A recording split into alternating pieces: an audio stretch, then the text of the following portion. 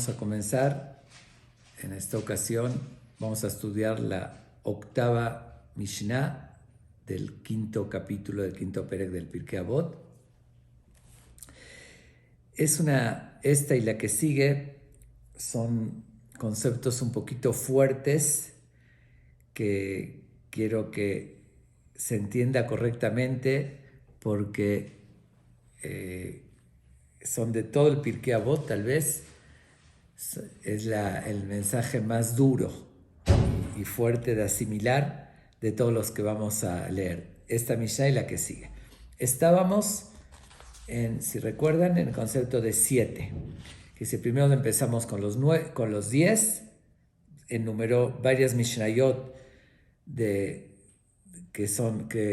relacionados con el 10, y ahorita estamos en algunas del número 7. Y dice la Mishnah lo siguiente. Dice, Shiv'am mine puraniot bain laolam al shiva gufei avera. 7 tipos de cosas fuertes, es decir, como de retribuciones. ¿Qué dice retribución? Por lo general, que aquí es una introducción antes de que leamos en sí la Mishnah, por lo general, las cosas que suceden en el mundo, cuando viene algo fuerte, como ahorita la pandemia, por decir, o cualquier otra, un huracán, un temblor, etc. Son cosas que suceden, que las vemos, tienen una razón de ser y siempre tienen alguna enseñanza o lección. A veces se paga un precio muy alto y es muy duro, pero suceden por alguna razón. Y aquí menciona una asociación de ciertas faltas del pueblo de Israel y ciertas retribuciones. ¿Qué dice retribución? Dios paga con la misma moneda. ¿Por qué se paga con la misma moneda? Porque de esa forma puede la persona recapacitar y decir, si me está sucediendo algo relacionado con mi acción, quiere decir que tengo que mejorar o que tengo que reflexionar. El objetivo, a veces, de los, vamos a llamarlo, no quiero llamarlo castigo, porque no existe el castigo como tal. Castigo es cuando uno está enojado con otro y lo castiga, o si violas la ley, como consecuencia tienes un castigo. Ese concepto de parte de Dios no es tal cual. Sí existen consecuencias y una retribución, pero es para siempre o para expiar, para hacer capará, que es expiar y que la persona se limpie, o para que la persona reaccione. Son como enseñanzas que padres a los hijos. A veces les dan una lección, como le llamamos una lección, en forma de castigo, para que el niño se eduque y el niño recapacite y se dé cuenta que está actuando mal y que tiene que corregir. De la misma manera procede cuando Dios manda algo fuerte como consecuencia de acciones negativas, da una consecuencia para que la persona reaccione. Estoy mal y tengo que superarme.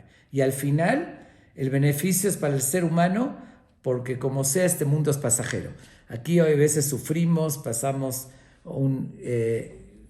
esta pandemia, pasamos guerras, pasamos todo tipo de cosas, pero toda la vida igual es pasajera. Lo importante, si con una lección que aquí aprendimos o una expiación en la eternidad, en el otro mundo que uno vive eternamente, uno va a recibir un beneficio de eso, entonces vale la pena, aunque aquí no lo vemos de esa manera, vale la pena ese mensaje o ese sufrimiento, como en el caso, como dije, de padres a hijos, que a veces para curar un padre, para curar un hijo, le lleva con el doctor y a veces lo tiene que operar o le tiene que inyectar o cualquier otra cosa fuerte que sufre, pero sabe que es para su bien, para curarlo. Entonces, aunque el niño está sufriendo y no entiende por qué, el papá sabe que es para su bien y que es necesario eso. De la misma manera, suceden cosas fuertes en el mundo que Dios las manda y al final es para nuestro beneficio, que lo entendamos o no lo entendamos. Entonces dice aquí lo siguiente, como dije, es algo fuerte, Dice así, Shiva mine puraniot vain la olama Shiva gufea vera. 7 tipos como dije, lo podemos traducir, de calamidades, ¿no? Siete clases de calamidades llegan al mundo y por 7 tipos de errores que comete la gente. Y va a empezar a enumerarlas y a asociarla, un tipo de calamidad o retribución de Dios frente a qué tipo de falta. Ahorita la empieza a enumerar. Ahora, aquí utiliza un término, dice al-Shiva gufea vera. Gufé quiere ser el cuerpo del pecado. ¿Por qué utiliza un término raro? ¿Por qué no dice por 7 tipos de faltas? Al-Shiva averot. Y dice gufé avera. Aquí nos está insinuando lo siguiente. Que hay veces uno puede hacer una acción, un mérito, y no lo hizo completo. Tuvo la intención de hacerla. Un ejemplo, aquí va a hablar de sacar el diezmo. Sacar el diezmo era una obligación, principalmente cuando estaba en el pueblo en la tierra de Israel, estaba el templo, habían leyes, tenían que dar a los levitas, a los coanim, ahorita les voy a explicar cómo funcionaba eso. Entonces, si dice aquí, cuando no lo hacían, tenía una consecuencia, pero dice Shiva gufea vera, cuando no hacían la acción en sí, es decir, demostraban que les valía y no querían dar diezmo. Si la hacían, aunque no la hacían perfecto, con algunos errores, ahí no entra este concepto. Por eso dice gufé y no dice 7 errores, porque 7 esencia del pecado. No sé si me estoy dando a entender claramente. Uno puede, un ejemplo, puede no sacar el diezmo de plano, que eso se llama gufé avera, que cometió un error, o puede hacerlo de forma equivocada. Si lo hizo de forma equivocada, es un error, demostró buena intención y ahí no viene esa consecuencia, aunque no lo hizo de forma completa. Por eso dice gufé avera. Ok, ahora vamos a ver cuáles son esos. Mixatán measerim o mixatán enam measerim. Si en el pueblo de Israel, y vuelvo a repetir, era en esa época, cuando estaba el Bet HaMikdash, con las obligaciones que establece la Torá, si había una parte del pueblo que sacaban el diezmo y otra parte que no la sacaban, dice Raab shel Batzoret ba. Eso provocaba como consecuencia que llegaba a haber hambre. Dice, hambre por sequía. ¿Por qué era esa consecuencia? Dios le está dando el mensaje a esa gente que no quiso sacar el diezmo. ¿Tú te quieres ahorrar? ¿Tú crees que te estás ahorrando si no ayudaste como corresponde lo que te exige la Torá? Vas a ver que eso no te trajo un beneficio, no te ahorraste más y no por eso tienes más. Al contrario, eso provocó que haya escasez y que eso provoque hambre. Es como dije, pagar con la misma moneda. Tú tienes ese egoísmo y no te importa de los demás, te fijas nada más en ti y dices, no voy a dar el diezmo de lo mío. Eso trae una consecuencia contraria. No creas que te ahorras. Tenemos que recordar que nosotros en esta vida, con nuestro dinero, somos administradores.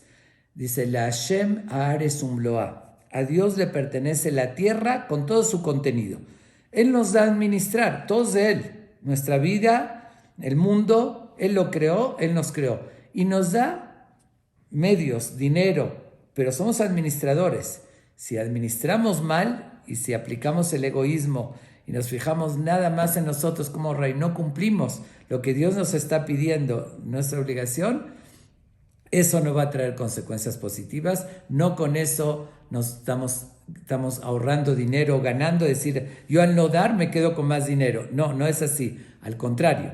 Por eso dice, cuando el pueblo estaba dividido, unos daban el diezmo, otros no lo daban, eso traía mixatán raevim o mixatán sabeim.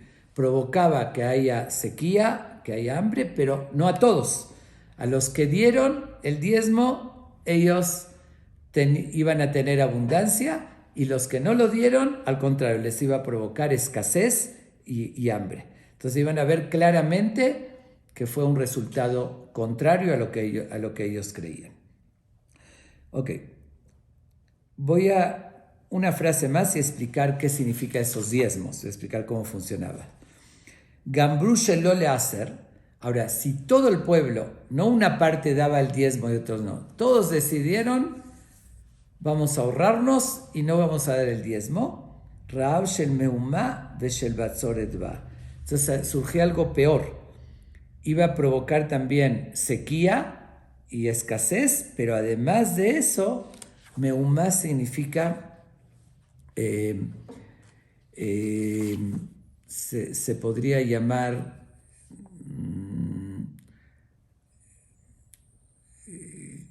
¿cómo se llama? Como una confusión o eso podría provocar en la gente como una desesperación y que haya delincuencia, que incluso a la gente al tener hambre y al ver sequía, también eso lleva a que la gente llegue a robar, que provoca guerras civiles, revoluciones, toda esa situación de caos, que eso es meumá, que es una situación mucho más fuerte que la primera. La primera sería escasez para los que no dieron.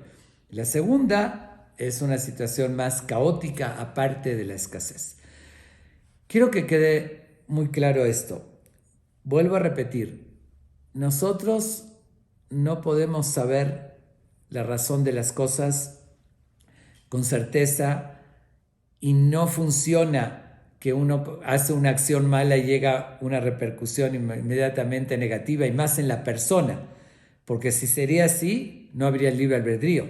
Si hacemos algo malo y eso inmediatamente vemos una consecuencia negativa, entonces dejaríamos de hacerlo no por convicción, sino simplemente por conveniencia. Y ya no tendríamos libre albedrío. O si hacemos algo bueno, inmediatamente tenemos un premio, entonces ya no tendría mérito hacer las cosas buenas ni abstenerse de no cometer los errores. Entonces realmente no funciona así. Sin embargo, a nivel colectivo de un pueblo, sí en la historia Dios llegó a mandar, cuando todo el pueblo o la mayoría actúa de una forma negativa, sí llegó a mandar consecuencias. ¿Por qué? Porque hay consecuencias naturales. Un ejemplo, vamos a ver más adelante en la siguiente Mishnah. Cuando el pueblo de Israel llegó a idolatrar, a cometer asesinatos, adulterio, dice que la tierra de Israel los expulsó. No tolera que estén con esa actitud, como que Dios les dio la tierra de Israel y están idolatrando. En ese entonces, que es siéndoles infieles a Dios, entonces la misma tierra no los tolera. Eso es una consecuencia de un pueblo entero. Pero por otra parte, no podemos estar observando y decir, mira, él es una persona mala, actuó mal, entonces le va a pasar cosas malas. No funciona así, como dije, porque será una vida libre albedrío. A la larga, al final, las consecuencias de las malas acciones son negativas y de las buenas acciones son positivas, pero no es algo inmediato. Si recuerdan, si alguien de los que están oyendo siguieron toda la secuencia de las Mishnayot desde el principio, habíamos leído en el capítulo 4, la Mishnah 15, leímos lo siguiente: En beyadenu lo mishalbat reshaim veaf lo misurei tzadikim. Leímos un concepto, una enseñanza que dice que no está en nuestras manos entender ni por qué gente mala le va bien y gente buena le va mal. Porque como acabo de explicar, las cosas no se manejan de esa manera. Entonces, este concepto que estamos leyendo en la Mishnah, que por no dar diezmo llega a haber hambre, sí llegó a suceder en la época del Bet HaMikdash, pero como dije, en ciertas épocas Dios tiene tolerancia para dar esas lecciones fuertes. Puede ser después de mucho tiempo, no de forma así evidente, porque como dije, no se quitaría el libre albedrío, y nada más en algo colectivo de un pueblo, no en una persona. En una persona es más oculta las consecuencias. Hay veces sí, hay llamados de atención para que la persona reaccione o que sea expiaciones, y siempre tenemos que nosotros tratar, no de entender los caminos de Dios porque nunca lo vamos a entender, sino tratar de reflexionar y buscar qué mensaje Dios me quiere dar. ¿Por qué me está sucediendo esto? ¿Se asocia con alguna acción que yo hice que tengo que mejorar? Si lo asociamos y recibimos el mensaje, pues nuestra misión es superarnos y corregir los errores. Pero no quiere decir que sea absoluto que entendamos el por qué suceden las cosas. Ok. Ahorita voy a explicar un poquito qué significa esto de los diezmos. Repito, se aplicaba cuando estaba el templo construido, que habían Coanim, Leviim, habían 3 grupos en el pueblo de Israel, que todavía existen: Cohen, Leví, Israel. Okay. Leví es la tribu de Leví, que dentro de la tribu de Leví están divididos. Hay Coanim y hay Leviim, que ambos pertenecen a la tribu de Leví. ¿Okay? Ahora, los Coanim y los Leviim estaban dedicados al servicio del Bet HaMikdash, a un servicio espiritual. Y en la Torá, cuando se menciona que el pueblo de Israel entró a la tierra de Israel y se dividió la tierra en las 12 tribus, bueno, 12 entre comillas, la tribu de Leví no recibió porciones de tierra. Dice, ellos no tuvieron tierra para trabajar, sí tenían donde vivir, pero no tierras para trabajar la tierra, porque antes la industria era de la agricultura principalmente, lo principal, la producción de la tierra, de eso la gente vivía. Entonces, la tribu de Leví no recibió esa parte. ¿Por qué no recibió? Porque no se podían dedicar al trabajo de la tierra. Tenían que dedicarse al servicio del Bet HaMikdash, del templo de Dios, de Hashem, servir a la gente, de las ofrendas, todo lo que tenía que ver con el Bet HaMikdash. Pero entonces, si no tienen tierras para trabajar, pues ¿cómo van a vivir? En ese entonces de eso sobrevivían. La Torá lo establece como una obligación al pueblo de Israel, que tenían que darle diezmos a los Kohanim y a los Levíim. ¿Cómo se sacaba esos diezmos? Voy a decir muy brevemente, porque hoy en día no es práctico. En Israel todavía se lleva, ya no es la obligación de la Torá, es de los Jamim, relacionado a algunas cosas para recordar lo que se llevaba a cabo anteriormente, los Jamim, pero voy a mencionar nada más cómo establece la Torá que había que dar esos diezmos. Ok. En primer lugar, de toda la producción que uno recibía, tenía que sacar terumá. Terumá está, en la palabra terumá está insinuado cuánto era. Terú, que es como tre, de 2, ma es de mea, de 100. 2 de 100, quiere decir, de cada 50 kilos, por decir, sacar 1 kilo. Entonces, 2 kilos de 100, que sería el 2%, que es el promedio. Había quien sacaba menos, dice el Talmud, el que tenía mal ojo y no quería, sacaba menos, porque no se especifica exacto. El que tenía muy buena hoja sacaba más, pero lo normal, lo establecido, era dar el 2%, que es decir, 2 kilos de 100. De toda la producción se sacaba el 2%, todo el pueblo de Israel, y se lo tenían que dar al Cohen. Eso se llamaba terumá. Okay. Ahora, por otra parte, se daba el diezmo, y voy a explicar qué es el diezmo. Se dividía los ciclos en 7 años y se hacía de la siguiente manera. Parece complejo, pero realmente no es tan complejo, es sencillo. Okay. El primer año, después de la Shemitah, del año sabático, porque son ciclos de 7, se trabajaba 6 años la tierra y 1 año se la dejaba descansar, que es el año sabático, que se llama Shemitah. Entonces, terminó el primer ciclo, empezó el segundo. Después del año sabático, el primer año siguiente, de toda la producción, tenían que sacar el 10% y se lo daban a los levitas. a los Levíim. Eso se llama Maaser Rishon, el diezmo primero. Okay. Los Levíim, a su vez, de lo que recibían, de ese 10%, ellos tenían que dar también el diezmo, el 10% a los Kohanim. Quisiera decir, el pueblo de Israel le daba a los Levíim y los Levíim le daban diezmo de lo que recibieron a los Kohanim. Eso es el primer año. El segundo año se llama Maaser Sheni, el segundo diezmo. ¿Qué representaba ese segundo diezmo? Era lo que tenían que sacar, un segundito,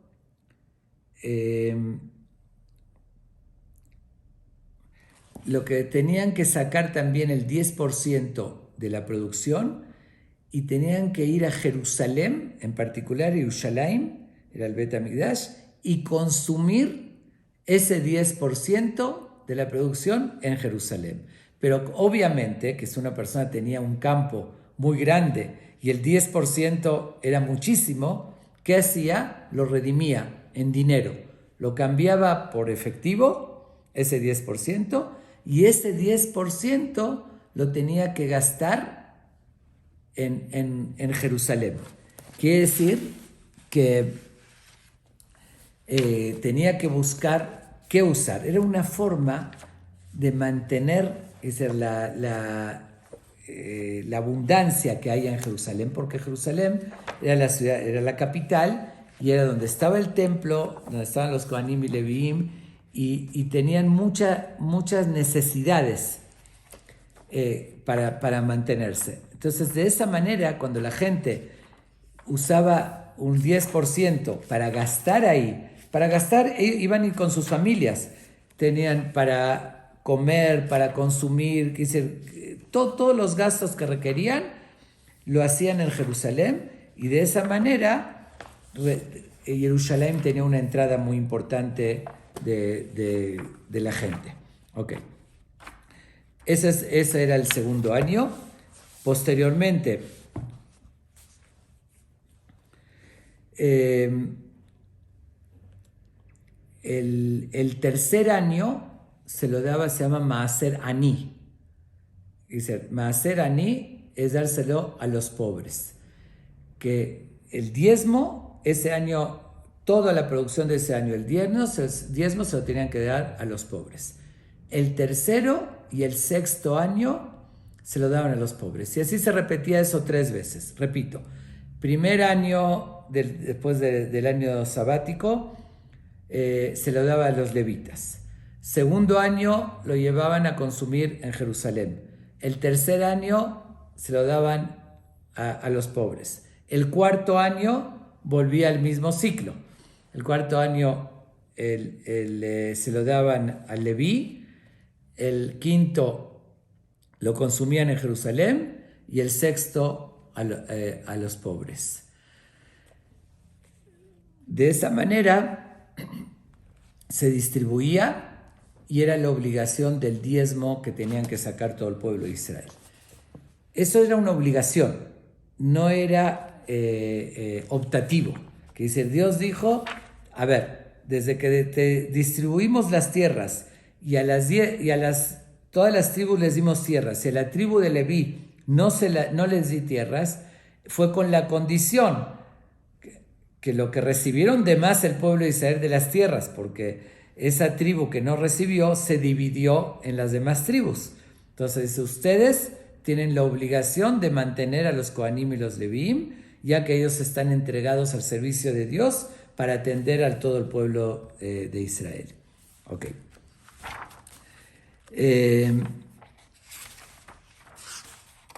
Eso es lo que se llevaba a cabo cuando estaba el Bet HaMikdash. Y por otra parte, como dije hoy, en Israel se lleva todavía en menor escala.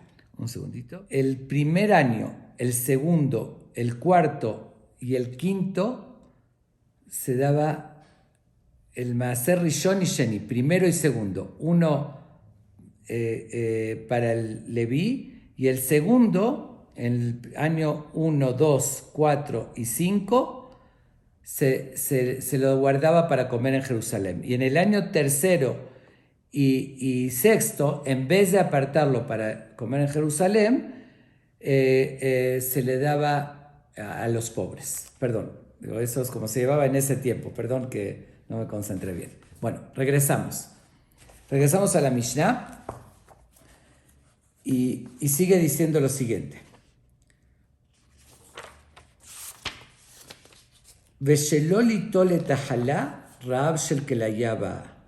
Cuando el pueblo de Israel no quitan la jalá. ¿Qué significa la jalá? También creo que cualquier mujer sabe que es afrashat jalá, quitarle una parte de la masa. Hoy lo hacemos de forma simbólica, recordando nada más ese concepto. No es la forma indicada como lo dice la Torá. Pero cuando estaba el Bet HaMikdash, también cuando una persona hacía una masa, para prepararse un pan, es también tener presente, se llama jalá terumá, elevar la jalá. ¿Qué significa? Antes de que yo voy a comer, tengo que acordarme también lo que Dios me pide y separar una parte de la jalá, de mi masa, para hacer el pan, para dársela al Cohen. Esa jalá se le daba al Cohen, que nada más la podía consumir él. Y eso es una demostración también de un recuerdo que Dios es el que me está dando el pan y la abundancia, y no puedo yo disfrutarlo sin antes reconocer, agradecer a Dios y hacer participar a aquella persona, al Cohen, que en ese entonces, cuando estaba el templo, quiero que quede muy claro, todos estos conceptos hoy cambian radicalmente. Hoy el Cohen ni el Leví no está al servicio del Bet HaMikdash. No hay esas reglas que no se le dividió, que no se le dio la tierra y que tienen que mantenerlo el resto del pueblo de Israel. Todos esos conceptos no se aplican hoy. Pero aquí estamos hablando de la idea. Cuando llega una persona a ese egoísmo o esa falta de conciencia, de esa obligación de un pedacito de tu masa que está haciendo lo necesario, que es lo abundante, no quieres darle al Cohen, eso provoca una consecuencia muy fuerte. Dice Rahab shel kelayaba. Dice, es un hambre que Dios no lo quiera, puede provocar consecuencias graves. Dice, antes dijo que iba a haber escasez. La escasez es algo muy molesto cuando uno no dio diezmo y tiene consecuencias. Pero esto, no sacar la jalá, está considerado todavía más fuerte y más grave. Si no sacar la jalá es demostrar de verdad un sentimiento de absoluto de egoísmo, y eso provoca hambre que Dios no lo quiera, que puede causar muertes, que la ya quiere decir como que es exterminio. Vuelvo a repetir, son conceptos que nada más se va asociando. Tú no quieres participar de tu pan, Dios te lo demuestra con la misma moneda, te hace ese llamado, que también que hay hambre si tú no pensaste en eso. Ok. Dice ahorita, Deber bala olam al mitot amurot batorá shelon imseru lebeddin ve'al perot shevit. Epidemias. Deber es una peste realmente. El término literal de la palabra Deber se refiere peste, es como una de las plagas que Dios mandó a Egipto, que dice Deber Kaved Meod, fue una peste fuerte, que es una epidemia. Hoy sabemos lo que es una epidemia, ¿no? Con esta pandemia que estamos viviendo. Dice, ¿por qué llega al mundo? Al mitota amurot batorá shelon imseru lebeddin. Porque justamente en la Torá se menciona ciertas faltas muy graves que la consecuencia se aplicaría a la pena de muerte. Suena la pena de muerte algo no civilizado o no actual, pero realmente el concepto de la pena de muerte tenía un sentido. Obviamente que si lo vemos dentro de nuestro parámetro, en la visión del siglo XXI, de los derechos humanos y civiles, y se se rechaza, ¿no?, el concepto de pena de muerte. Sin embargo, en la Torá sí existía, aunque no era práctico, porque justamente la Torá, para llegar a aplicar la pena de muerte, se exigía una serie de requisitos que en la práctica nunca se reunían. Incluso se menciona en el Talmud que un Sanedrín, un tribunal rabínico, que en 70 años condenó a una sola persona a pena de muerte, en la práctica lo llamaron tribunal asesino. Digo, es un término también metafórico, ¿no?, porque lo hicieron con la justicia. ¿Por qué lo llamaron así?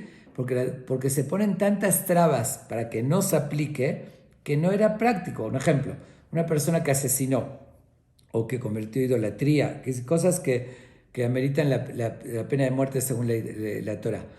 Para que se aplique, tenían que advertirle 2 testigos que él los haya oído y les digan, si tú actúas esto, si tú vas a asesinar, te van a aplicar la pena de muerte, te van a matar. Y él los haya oído y dijo, estoy consciente que ustedes 2 son testigos, que me están viendo cómo mato, y que a consecuencia de esto me van a juzgar y me van a aplicar la pena de muerte, falpiquen, y a pesar de eso, que será aún así, yo lo voy a cometer. A ver, que se dé un caso que 2 testigos lo están viendo, uno asesina, un ejemplo, frente a 2 testigos, o comete idolatría o algo similar, y lo vean y le adviertan, y él diga que igual, yo sé que esto trae, igual lo hago. A ver, díganme ustedes, y además a esos testigos los investigaban de una manera y se reunían, un ejemplo, el Sanedrín, los 70, todos lo consideraban culpable de forma unánime, no lo podían matar. Alguien tenía que defenderlo. Entonces eran muchos requisitos que no eran reales, ¿ok? Pero de todos modos la Torá lo pone. ¿Por qué la Torá pone el concepto de pena de muerte, que suena muy fuerte? Por 2 razones. Una razón es porque ante las faltas graves de una sociedad, y yo creo que eso cabe en muchos países, que hay mucha delincuencia, muchas veces porque no hay un resultado grave. Mucha gente, lo podemos ver en países como México y otros, cuando el criminal, el delincuente, el violador queda impune y sabe que no va a pasar nada, eso promueve la delincuencia, eso promueve que siga habiendo. Entonces, el poner un castigo severo es fuerte para la persona que se le está aplicando, pero eso es como un ejemplo, amputar un pie para salvar el cuerpo del paciente. Obviamente que amputar un pie es muy fuerte, pero más vale salvar el cuerpo.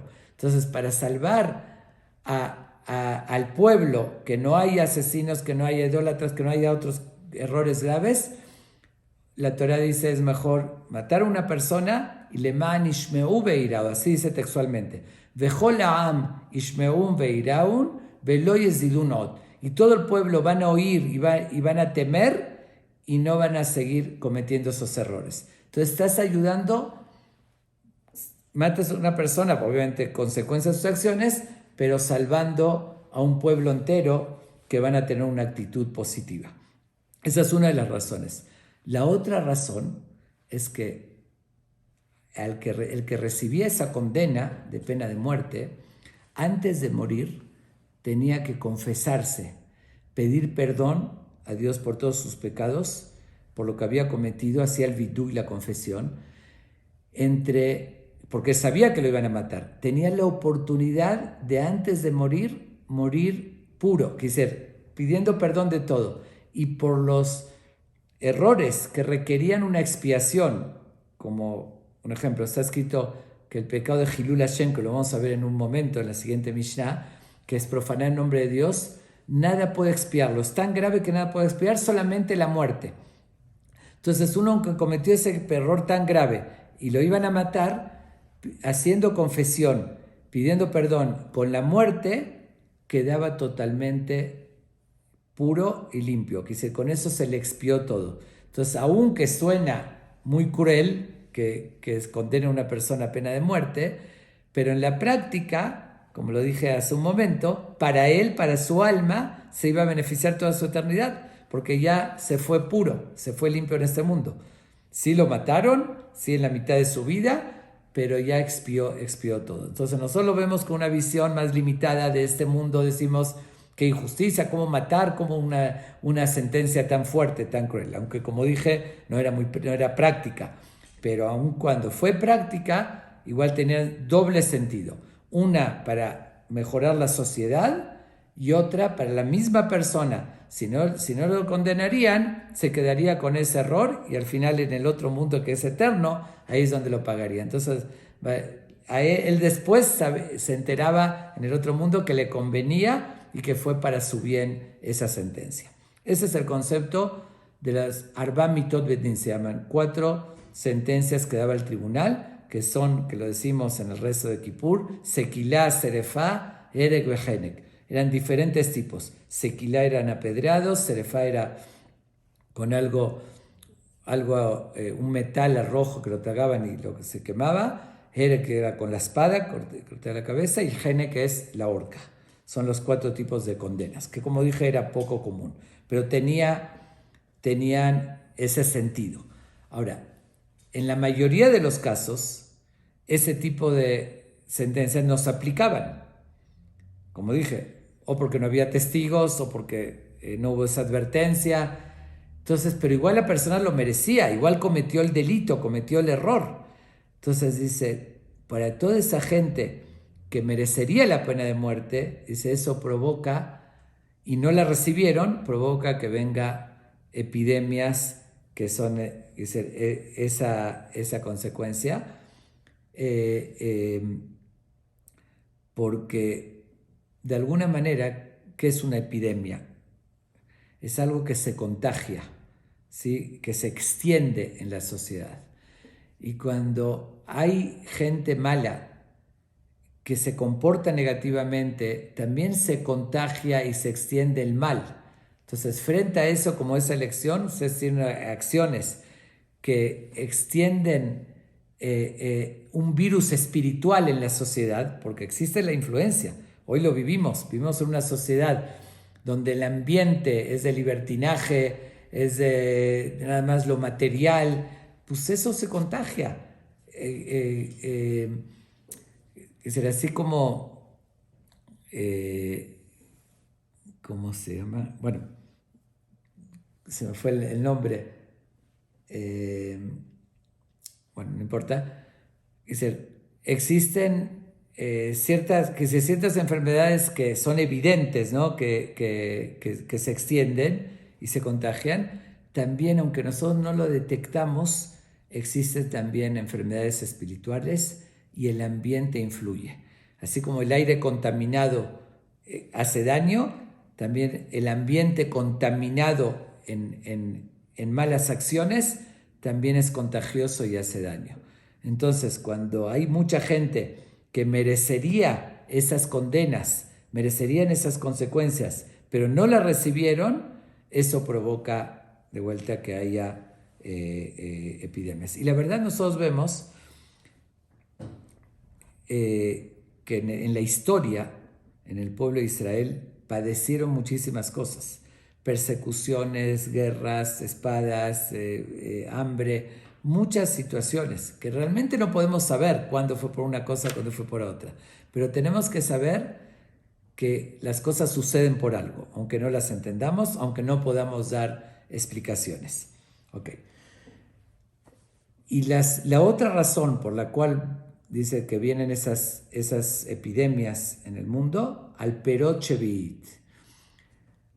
Mencioné antes que son ciclos de 7 años y que el 7º año es que se llama Shemitah, que es el año que se debe dejar descansar la tierra y no negociar con la tierra. Ese año los frutos que crecen en la tierra se tienen que dejar libres para todos los necesitados, los pobres, el que lo quiera recoger. Y no se puede comercializar con esos frutos. Dice, otra de las razones que provoca que vengan estas epidemias, porque se llegó a comercializar con los frutos de Shevi'it. En vez de cumplir ese concepto de dejarlo para los necesitados, como lo indica la Torá, dejar libre el campo, vuelvo a repetir, hoy se aplica es decir, no con la misma, es decir, no de la misma manera exacta como era cuando estaba el Bet HaMikdash. Hoy todavía existe ese concepto de no trabajar la tierra en la tierra de Israel solamente, no fuera de Israel. El séptimo año, el año de Shemitah, el año sabático, pero aquí está hablando en esa época que no se podía trabajar ni comercializar con los frutos. Dice, esa es otra falta muy grave, porque de vuelta demuestra la falta de fe, de decir, aunque Dios me está indicando que no tengo que dejar la tierra que se descansar y no comercializar con los frutos y no trabajarla, yo no creo en eso. Yo me baso en los sentimientos de uno. Y miren qué interesante, justamente sobre este concepto de dejar la tierra el séptimo año. Hay algo muy, muy interesante que dice la Torá, que nos demuestra algo impresionante. ¿Cómo se puede comprobar justamente la veracidad de la Torá? Yo creo que no hay ningún culto, ni religión, ni nadie que se atreva a dar un precepto como este. Me refiero a lo siguiente. Dice la Torá sobre este precepto, cuando dice la obligación de cuidar, de trabajar la tierra 6 años, el séptimo año tienes que dejarla descansar. Dice la Torá, vejito merú, y si ustedes dirán, manojal bashana shevit, ¿qué vamos a comer el séptimo año? En lo nizra velone sofetebuatenu. Si no vamos a sembrar ni cosechar, entonces, ¿cómo vamos a sobrevivir? Quiero que se entienda que en aquel entonces, hace 3000 años, no tenían refrigeradores, no tenían conservadores, que si no habían latas y todos los medios que hoy tenemos para conservar la comida. Hoy es industrial la comida. En los tiempos de antes era todo natural de la agricultura. Si había sequía, por decir, y no había producción de la tierra, la gente se podía morir porque no tenían que comer. Entonces, la pregunta es evidente. Si la Torá te dice 1 año no trabajar la tierra, entonces, ¿cómo vamos a sobrevivir? Es imposible sobrevivir sin trabajar 1 año en la tierra en ese entonces. Hoy sí, hoy hay reservas, como dije, ¿no? Hay forma de conservar los comestibles y podemos sobrevivir, pero antes no podían sobrevivir. ¿Cuál es la respuesta de la Torá? Es impresionante esto. Dice así, textualmente lo cito, no es una deducción o interpretación o ciencia ficción. Dice así textualmente, Vesiviti et virjati bashana shishit veasat et atebuah lishlosh hashanim. Dice Dios, voy a ordenar mi bendición el 6º año y va a producir la tierra por 3 años. ¿Qué significa por 3 años? Si no se trabajaba el 7º año, no tenían que comer tampoco el 8º, la primera parte del 8º. Entonces el 6º producía por el mismo 6º año, por el 7º que no le iban a trabajar y por la mitad del 8º, para que tengan también, si no se trabajó el 7º. Significa que Dios está garantizando un milagro evidente, que van a tener producción triple y no se va a echar a perder, porque como dijimos, producía, pero ¿cómo va a durar hasta 2 años después? También duraba. Alguien va a decir, pero eso es ficción, eso es algo que no es real. El pueblo de Israel, que estuvo muchos años en la tierra de Israel, cuidando ese precepto, lo veían. Y si una sola vez fallaba, si una sola vez no les producía triple, dejaban de creer en toda la Torá. El pueblo de Israel, años, construyeron el Bet HaMikdash, el templo, llevaban los preceptos, principalmente en el primer Bet HaMikdash, que ahí era una época donde se cuidó mucho más. Era una forma de probar la veracidad. Aquí la Torá nos está dando un precepto, invitándonos a probarlo. Lo podemos comprobar. Todas las religiones pueden decir, bueno, te doy un cheque, pero no al portador. después de la muerte, también la Torá nos habla, después de la muerte, la eternidad. Pero eso no se puede comprobar, sabemos que es cierto. Pero nadie se atrevería a decir algo tangible, comprobable. Es muy sencillo. La primera vez que les fallaba eso, ya demostraban, no lo iban a hacer porque no podían sobrevivir, y además ya se demostraba que no era cierto. Un precepto que se puede comprobar, uno similar a este, que es muy interesante también, por eso digo, no existe ese concepto que la Torá te diga en la tierra, aquí compruébalo, te doy un cheque al portador que lo puedes demostrar. Algo similar, dice en otro lugar en la Torá, Shalosh pe'amim bashana yira'e kol zehurejat pen Hashem Elokeja. 3 veces al año, todos los hombres tenían que ir a Jerusalén cuando estaba el Bet HaMikdash, a visitar el templo y llevar los sacrificios. Ahora surgía otra inquietud similar a esta. Así como aquí dicen, bueno, si dejo descansar la tierra, ¿cómo voy a sobrevivir? Aquí surge otra inquietud. Israel estaba rodeada de enemigos, de los emoraitas, de los... bueno, el Tanaj menciona que cada ratito tenían una guerra. Estaba rodeada de enemigos. 3 veces al año, dejar toda la tierra, toda la frontera, de donde estaban, tenían que ir a Jerusalén, que era la capital.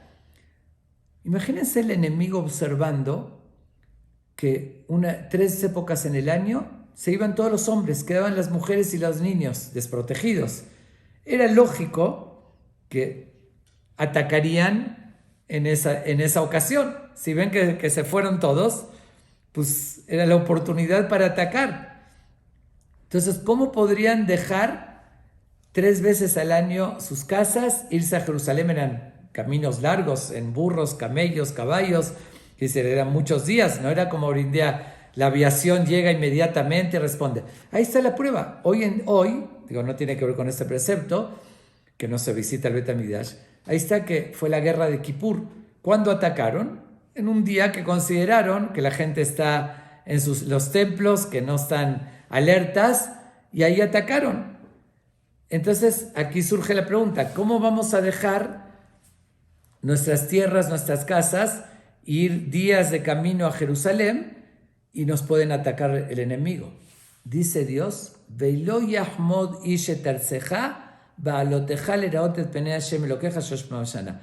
No solamente que no te van a atacar, nadie va a codiciar tu tierra, ni te van a robar nada, ni te van a atacar en esas ocasiones. En otros momentos sí, no es en esas 3 veces, me refiero, cuando estás en Jerusalén no, pero cuando es en el año normal, como siempre, ¿no? Como lo común, que puede haber robos, puede haber guerras, y los hubo, pero nunca en esas ocasiones. Ahora díganme, ¿quién puede atreverse a escribir un precepto como ese? ¿Quién tiene control sobre la gente decir algo tan evidente que lo lógico sería que los ataquen? Decir nadie te va a atacar. Y el pueblo de Israel cumplió ese precepto. Si una vez hubiese fallado, los hubiesen atacado cuando se fueron a Jerusalén, ya dejan de creer en Dios, porque Dios lo está garantizando. O lo mismo aquí en este precepto que estoy diciendo de la tierra. Si una vez no les produjo, cuidando este precepto del 7º año de descansarla, pues se morirían de hambre, ¿no? Ya la trabajarían.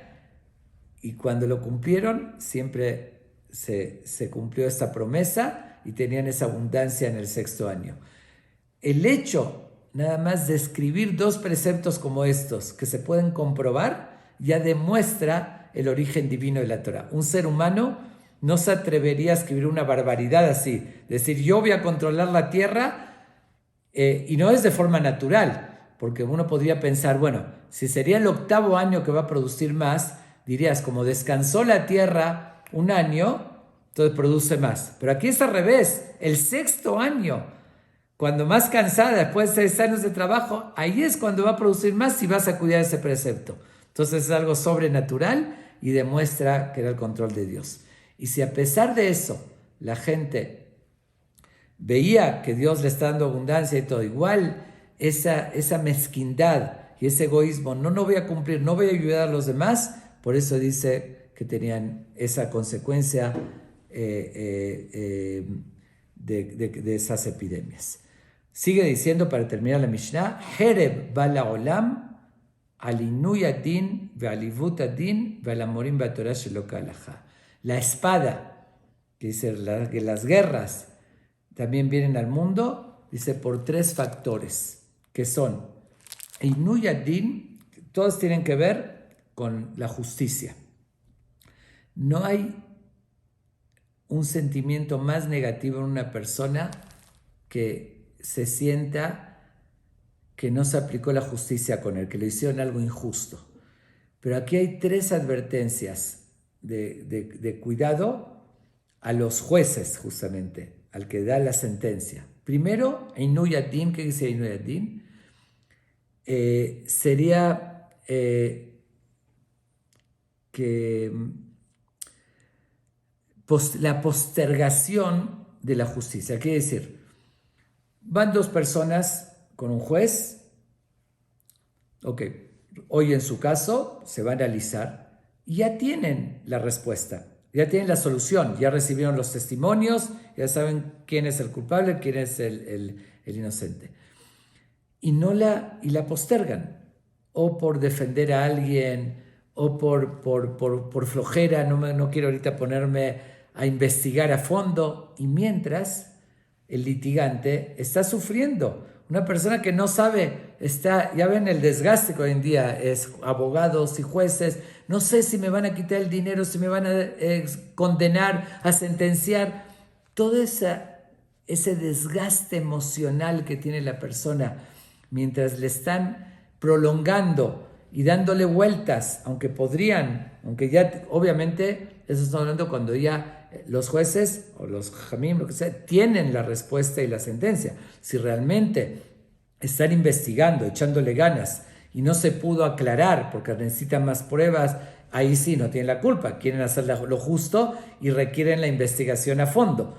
Pero aquí estamos hablando cuando no es así, o por flojera, o por prolongar, por dar largas simplemente y haciendo sufrir a la persona. Eso provoca una consecuencia muy negativa de la espada que viene al mundo.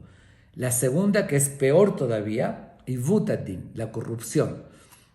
Es decir, que eso, como dije, no hay un sentimiento más fuerte. Una persona que sabe que es inocente y el juez por corrupción, que hay muchas formas de corrupción, ¿no?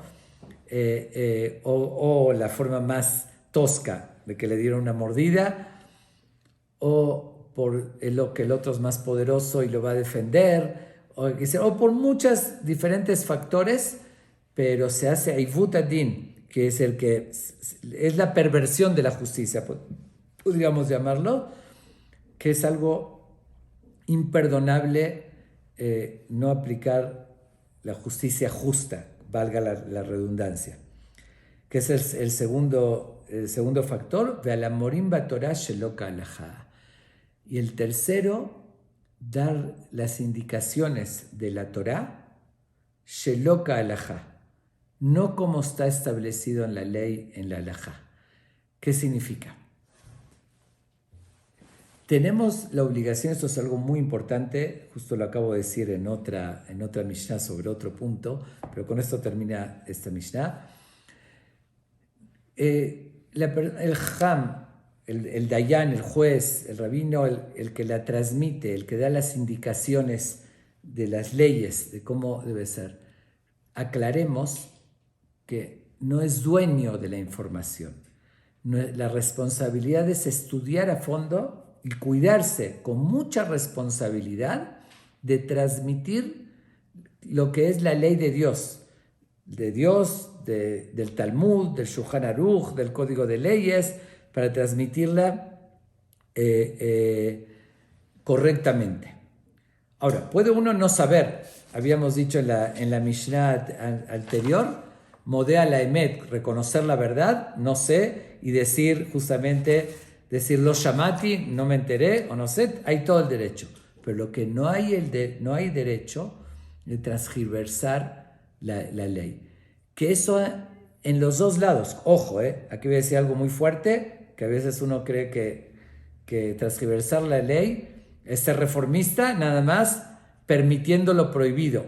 obviamente que eso está prohibido, que será aligerando, ¿no? Digo, bueno, la quiero acomodar a mis necesidades, entonces lo que Dios me prohibió, yo lo permito. Obviamente que eso es transgiversar la ley, pero también es transgiversar la ley lo contrario, prohibir lo permitido. Es igual de pecado que prohibir lo permitido. Que permitir lo prohibido. No se puede ni prohibir lo permitido ni permitir lo prohibido. Ambos se llaman amorim b'Torah shelo k'halacha, no como la ley, que dice no como debe ser, y eso estás distorsionando los valores de la Torah y siempre tiene consecuencias negativas. Una de dos. Si le prohibiste a alguien algo permitido, le estás causando un daño. Le estás causando un desgaste, que puede ser un esfuerzo de más, puede ser un gasto de más, y él está confiando en ti, está confiando en la ley de Dios, en la ley de los Jamim del Talmud, dice lo que está establecido, y tú puedes ser por diferentes razones. Hoy en día es muy común, hay veces por la política, por la imagen, ¿sí? Existe esa idea que el que más prohíbe es más santo, entonces uno prefiere dar esa imagen, pero a costa del otro, a costa que le estás causando al otro un daño. Y eso dice Jereb Balaolam, por eso viene la espada, Barbinab, que no lo veamos, la guerra. Y lo mismo al revés, le estás permitiendo algo prohibido por la Torah, le estás causando que cometa un error, una falta a Dios. Y él se basó en ti, confió en ti que le vas a indicar la ley de Dios, lo que es la halajá verdadera, la ley. Y tú la estás o por ignorancia o por flojera de investigar. Eso es muy común a veces cuando uno no está bien seguro. Y a veces, como lo dije la vez pasada, en la Mishnah pasada, que hay que reconocer la verdad. A veces por la pena de no reconocer la verdad y no me voy a poner ni a estudiar a fondo, ni decir que no sé. Entonces, por si acaso, digo, está prohibido. Digo, mejor prohibirle para que no lo haga igual. No hay ningún derecho. Di no sé, o mándalo con otra persona, otro ham, quien sí sepa, pero no hay ningún derecho, ni por tu comodidad, prohibirle lo permitido, o por tu imagen para que digan yo soy más exagerado, más santo, ni al contrario, también obviamente de permitirle algo prohibido, ni porque le tienes lástima, ni porque no tienes conocimientos, y ni porque tú lo ves más ligero. Tienes que basarte en lo que la Torah establece, en lo que la halajá.